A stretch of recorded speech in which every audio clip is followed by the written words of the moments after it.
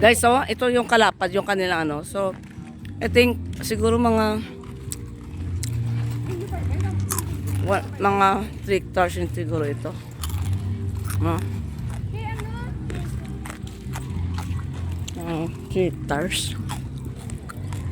Yan yung kanilang mga beach house, oh.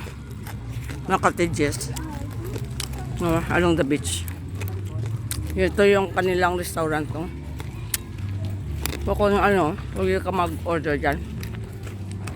Ito, oh.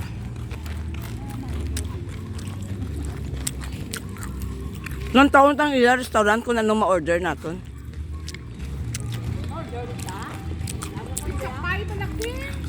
Oh, ilang taon na ako may pizza pie. Housekeeping.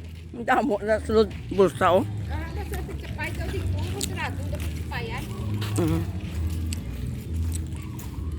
Ayan, oh, yung mga hotel nila, guys. Actually, nami, oh.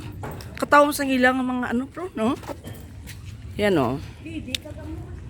Just show you yung kanilang mga houses, yung mga cottages nila. Actually, maganda yan, guys. Crystallize yan.